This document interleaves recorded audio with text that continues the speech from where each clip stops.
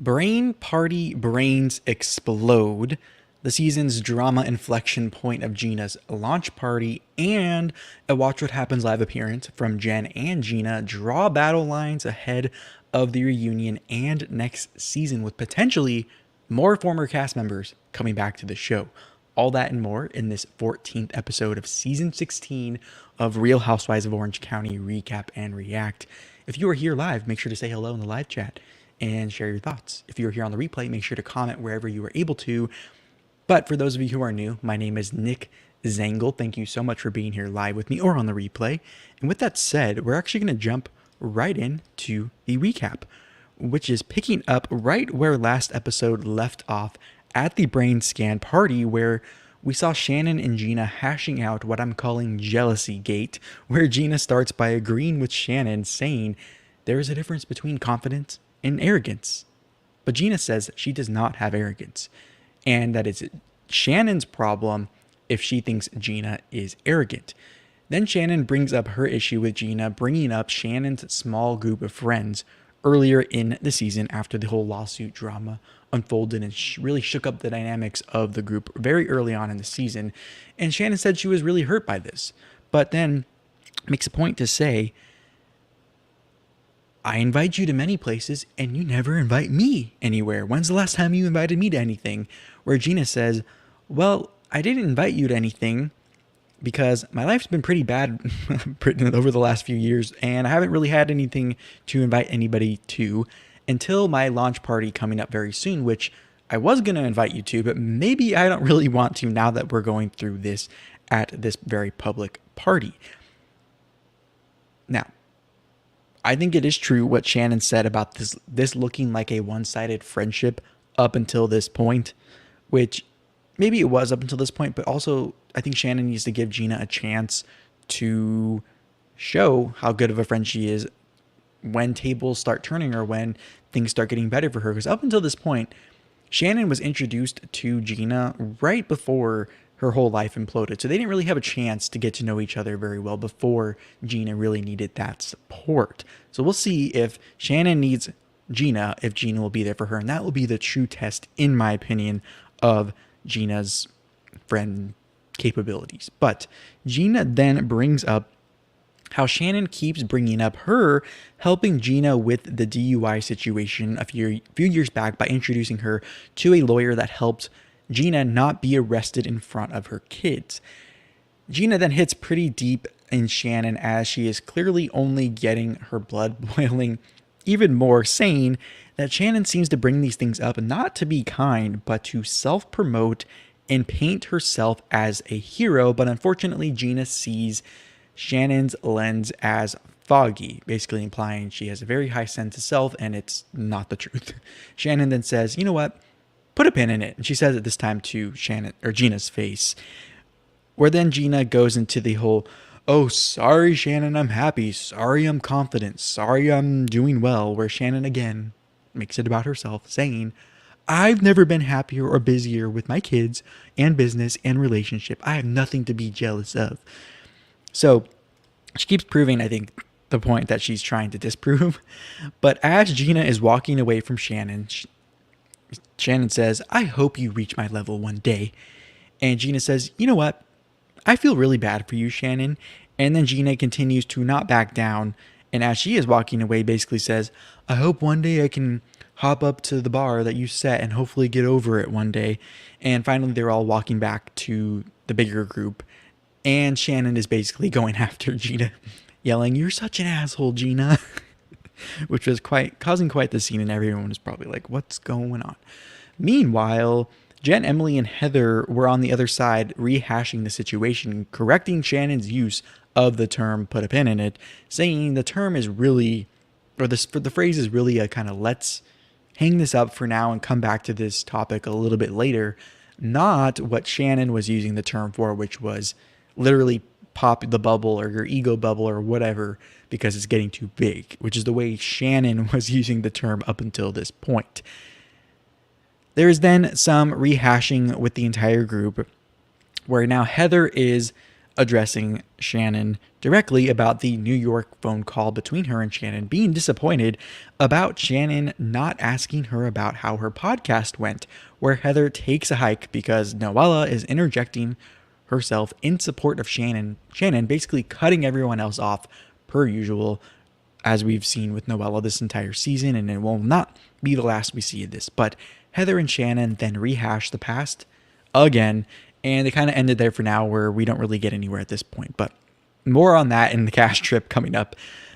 But in the after show, Shannon says to Heather, indirectly, because they're not on the same scene together in that, "Get over yourself. It is not always about you." I will have my thoughts on that phrase and that whole thing in a moment, but the brain scan party ends with little resolve at this point. But Shannon's boyfriend, John, is not really helping, as Shannon is kind of asking or recounting what just happened to him, where he escalates the situation, saying, "Fuck Gina. Who the fuck does she think she is? We are done with her." In a very angry, aggressive tone, where Shannon is clearly looking at him like, "Okay, go, calm down. I came to you to help me out. Now you're making it worse. Now you're making me more mad." Now, on Watch What Happens Live, both Gina and Jen said usually the partner is there to help the situation get better, but John seems to have made it worse without knowing all the sides of the story. Clearly, he only sees and hears Shannon's side. I will share my thoughts on the men being involved in drama in a moment, but Ryan and Jen seem to be doing well as they close out this party, as Ryan is really expressing his support and pride for Jen that evening, which is nice to see after a rough season for them so far. Okay, let's jump into my reaction to this whole scene.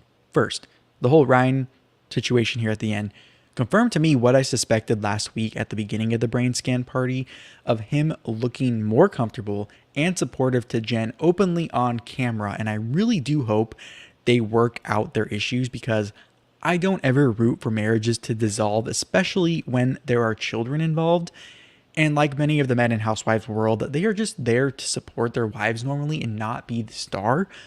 I'm sure you can think of many examples of men trying to upstage their wives across the Housewives world.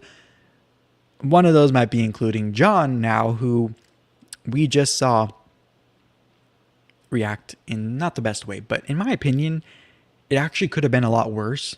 He could have gotten that aggressive in front of Gina's face. But then again, some people might say that is actually the better way to go, because at least you're saying it to her face. Now, in the after show, we were reminded of the recent scenes where he and Shannon were already talking about the drama between Shannon and Gina when they went to dinner at the Quiet Woman. And Emily in the after show made a good point, saying there's a way to support your partner without putting someone else down or making the situation worse. Clearly, they don't think John did.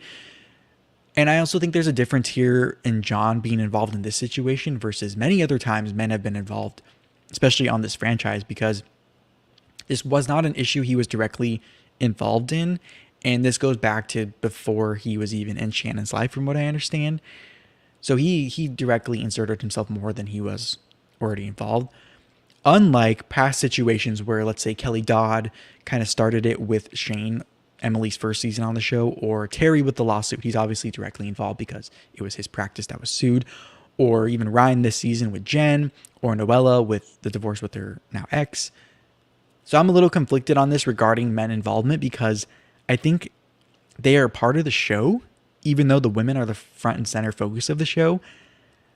But we could say that John saying we are done with Gina is a little bit controlling, may explain a little bit why he got more involved, because he maybe feels a little out of control in the situation. Emily also brought up how John maybe needs to check Shannon a little more, the way Gina and Emily's spouses do. And I will agree with that a little bit more. You don't want to have a spouse that isn't honest with you or isn't afraid to call you out on your BS. So a lot of interesting takes and heated reactions to that scene with John's few lines on the show this episode. But I personally think that overall it is great TV when the men get involved, because it adds another layer to the storyline. And I believe I said this last season on the recaps of Beverly Hills too, or maybe sometime earlier this season, I'm not sure. But when a husband and wife are talking on camera on these shows, it feels like a real peek behind closed doors, which I thought was the point of these shows to begin with. Also, I think it is natural for some men to get more involved than others because I think that's real life. Some men are more invested or more emotional or more willing to be involved in the drama than others. And at this point, I think both Shannon and Gina are in the wrong in similar ways and are at this point really fighting fire with fire. I do think Shannon keeps score as a friend and likes to hold things over people's heads to make herself look good. Maybe because people have done that to her over the years, or maybe it's her way of maintaining this veneer to cover up things maybe she isn't proud of or to prevent people from digging into her life. I don't know, but the entire jealous gate between Gina and Shannon, and specifically the angle of inviting people to things, has a double meaning in this case because they can't explicitly say something on the show about the show. And this happened earlier in the season as well regarding the Nicole James and Terry Dubrow lawsuit, where on the show they were talking about kind of being supportive of a friend or unsupportive or whatnot, or going and talking to a different person that you're not friends with, which was really code for them forming alliances at the beginning of filming of the season as Heather was returning to the show.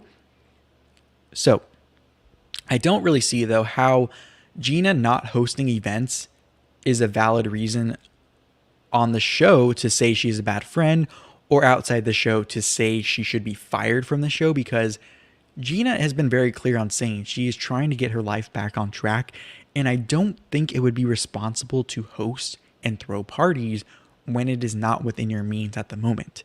Unlike some people in the Housewives world faking their entire lifestyles, aka Erica Jane, or maybe and some other people as well. But a lot of people are saying this is the reason Gina isn't housewife material, including former housewives Kelly Dodd and Tamra Judge.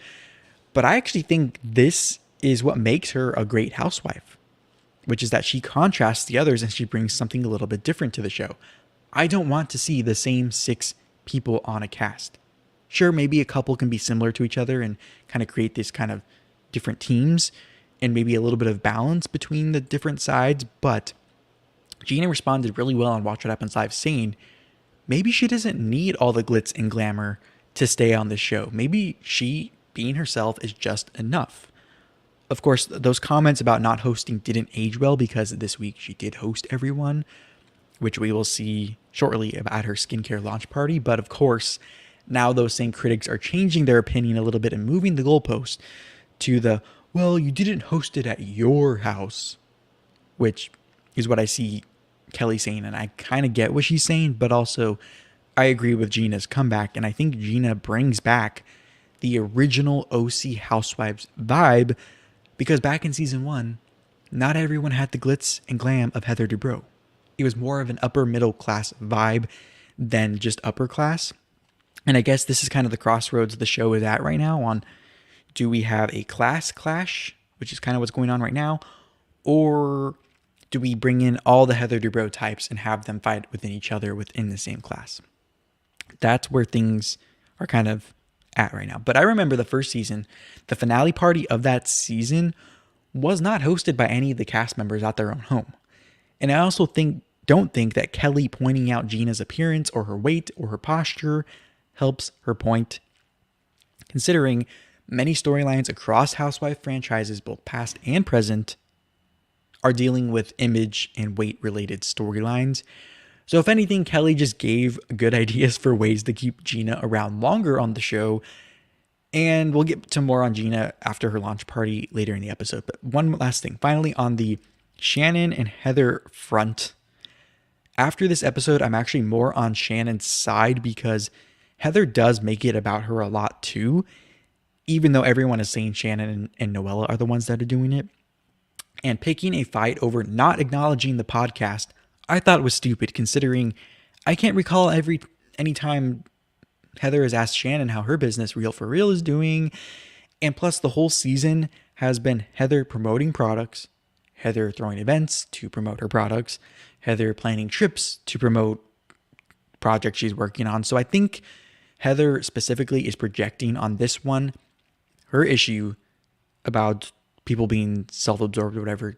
She's projecting that onto Shannon and maybe even Noella too. But I think Heather is just a little better at starting the conversation, pretending to care about others before steering the conversation towards herself. That's, I think, the difference here and why maybe Heather doesn't get called out as much. Anyways, let us keep going. So we then see quickly Jen is showing her kids her billboard for her practice, which then, of course, the siblings are being silly and roughhousing. Heather is then with Coco picking out a birthday card for Max, and they kind of agree that maybe we shouldn't get her a rainbow themed card. It might be a little too on the nose, even though Coco agreed with that saying and afterwards was like, I don't know what that really means. It's kind of funny. Then Gina is finalizing plans for her launch party at her friend's house who is hosting. And then we have Noella with a teacher of conscious relationships, which she described as a soul translator, where Noella is listing all the things in this vein that she has done, including ayahuasca, which I wondered back in the Cabo trip during the sweat lodge situation if she had done anything like that, because it reminded me of people recounting their experience with that concoction. But we then get more in depth about Noella's relationship with her father, where she says he was only around when he needed to be around to look like a family man. Noella then says the pandemic had her reach back out to him to rekindle their relationship, which up to this point, according to Noella, was non-existent, and her basically being programmed to make a man look good. And she thinks that's potentially why she chose the men she did to be in relationships with and have children with. And we'll have more on the Noella situation with her dad later and my take on this whole situation. But let's keep going to, speaking of the sweat lodge, we are now with Gina and Emily with a psychic medium to extract the remnants of the sweat lodge, which Gina thinks is responsible for her not sleeping well since the trip and hallucinating and seeing things and being scared since that incident, because she thinks they didn't complete the experience, so there's some lingering things going on, and she thinks it's good timing to do before her launch party so she can be clear of all the bad juju before her launch party. But we then get a little bit of the humor where Emily is watching as the medium is miming pulling things out of Gina's stomach, and she is blowing outward, and the girl is pulling and quote unquote throwing out the window the quote unquote creepy crawlies, and Emily is just horrified watching and kind of hiding and worried that she is not protected from these things and that Gina is blowing them out and Emily sucking them back in, or when they throw it out the window, it's going to Emily's car that's parked across the street. So I thought this whole thing was a little weird. I don't know if I believe in all this, so let me know what you thought of that whole scene. But anyways, let's keep going to Heather, who is now visiting Jen at her office to get help for some irritation on her skin from her kickboxing gloves on her wrists. And they are then breaking down what happened at the brain scan party, where Jen admits her timing of the presentation could have been better. And we see Terry is now in love with Mr. Peppers to the point where he wants a dog of his own like that, even though I remember episode 1 of the season of Heather's reintroduction back to the show. They have a bunch of dogs, I thought.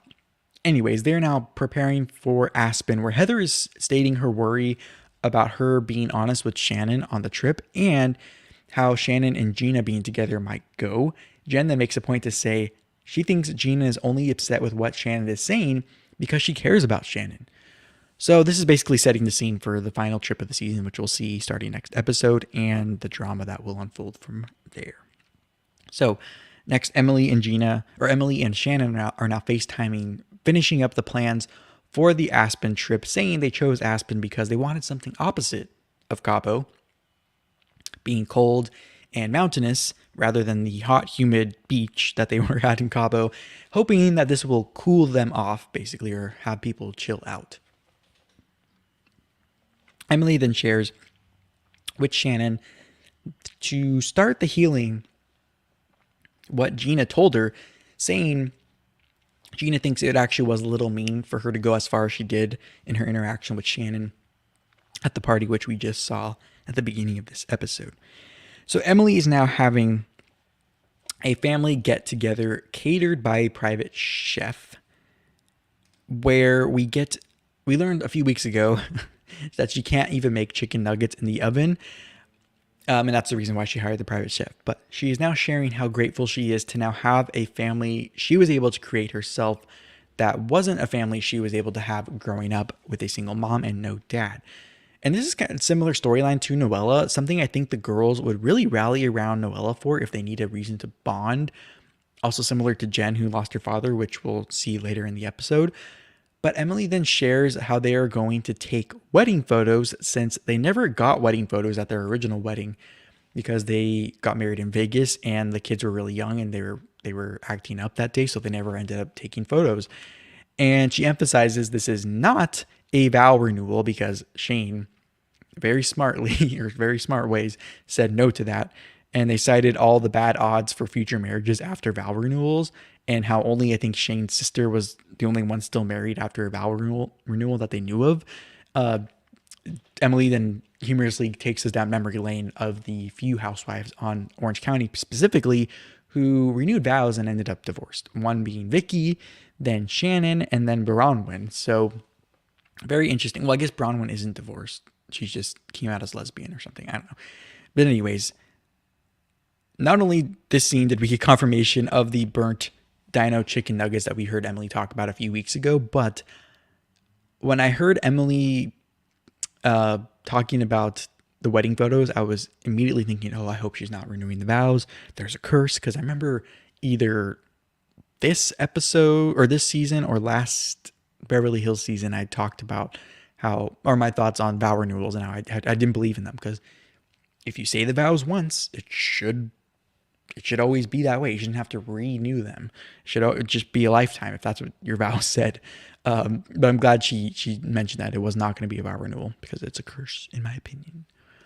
But let's keep going to the final couple scenes. One is an emotional scene with Noella where she broke the news to us, the viewers, of her dad passing away in his home in Hawaii. And they found out through the executor of his estate that he was found days after passing away in his home alone. And Noella says he would have wanted it that way rather than hanging on by a thread hooked to machines in a hospital. She shares she is conflicted because she wants to defend him and celebrate him, but it is sad that he never got to meet his grandkids. And that is her one regret in life at this point. And she's emotional and blaming herself for not letting that happen. But she said the reason she didn't because she wanted to protect herself and her kids from her father hurting them. And she ends the scene, of course, by hugging her mom, which is nice to see. But in the after show, she says these things help the group come together. And this just adds, the other group members said this basically just adds to the already difficult time they're having with Noella because of other things going on in her life. Also in the after show, Noella shares that her mom sharing about her love for her dad is something that she will always remember, even though she didn't get to have that same connection with him. So I'm overall, of course, it's sad to see someone lose their father, but this whole thing adds to my confusion about Noella because she says to her mom on camera she wasn't looking for anything more from her dad by reaching out to him over the last few years, but then says she will remember the deep, meaningful conversations that they recently had, which I think she is being honest and sharing these different thoughts. And clearly it's her expressing her complicated feelings with her relationship with her father. But this, coupled with the divorce narrative, has me skeptical of her. And my jury is still out on my opinion on her because I know many times I change my opinion on someone on these shows the longer they stay. Also, her Instagram post about her dad passing away was from October 2021. So this gives us a little bit of a timeline on when this was filmed. And we know the season premiered in early December 2021. So this whole thing makes sense as the upcoming trip is likely the end of the season. So let's go to the last scene, which is Gina getting ready for her launch party with her friend Tatiana, who is hosting the event at her house, and Gina is subtly shading Shannon, pointing out how supportive Tatiana is of Gina and happy to see her happy. So the party is starting, and Gina's parents are there. Travis, of course, is there as well, and Gina then makes a point to say that her ex would be there, but he has all the kids.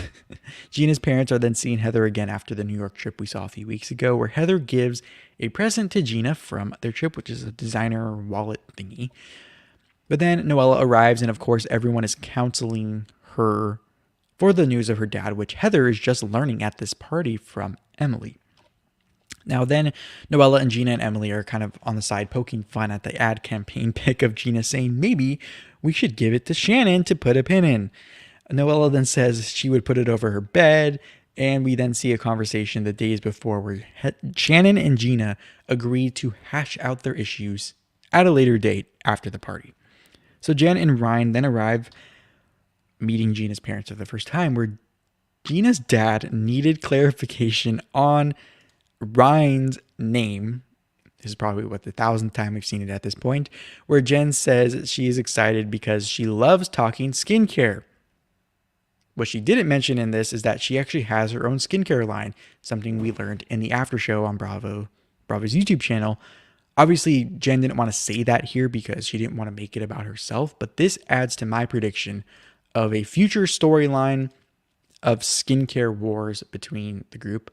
I'll give my whole thoughts on that in a second. But Shannon then arrives with a gift and card in hand along with her boyfriend John, and it was a butterfly symbolizing luck.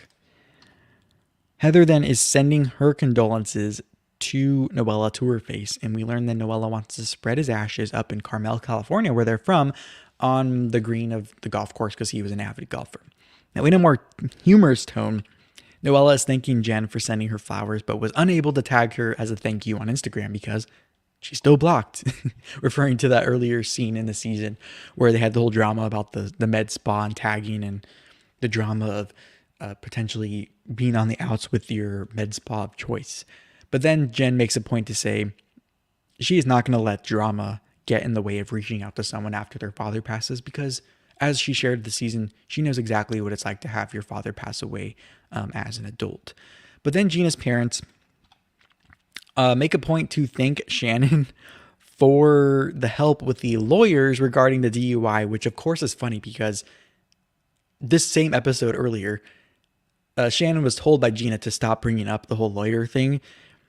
But obviously this is Gina's parents' first time meeting Shannon, and they don't live in the area. So like Gina's parents said, they've been waiting to say this in person for a long time for Shannon. So I thought that was an interesting timing. And I think Gina said something about that on Watch What Happens Live. Anyways, then as Heather, Jen, and Emily are discussing plans in the next few weeks during the filming, Heather is sharing how her relaxation plans with Terry include hotel sex, which leads to Jen sharing how she and Ryan had sex the night before, and Emily goes over to Ryan for a high five, and then Heather fist bumps him, and clearly Ryan and Terry don't know what they were just talking about, but they're kind of like, okay, well, what's this all about? I'm sure they can guess what was going on here.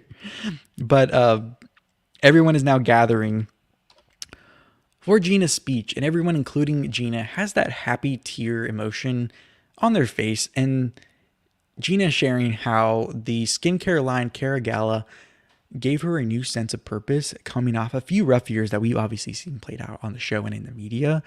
She thanks Travis, of course, for supporting her and loving her through all this, and he's getting emotional too. And they end by lighting the celebratory cake, of course.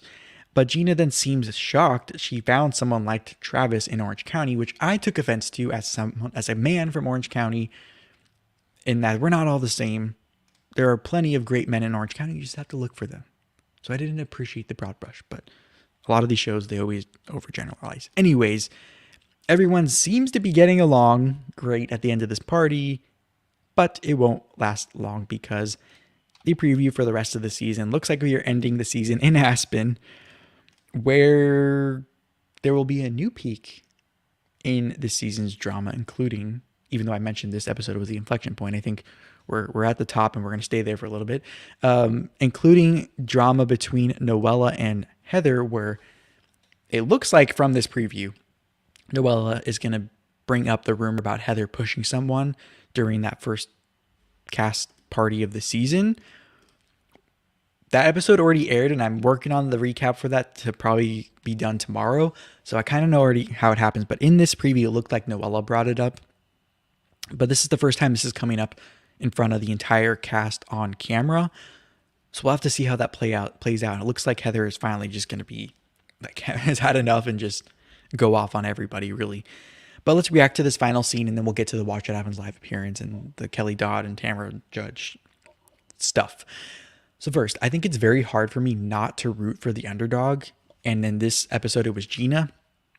So I think it was emotional seeing everyone get emotional and seeing how far she's come. Now she's kind of on the upswing now.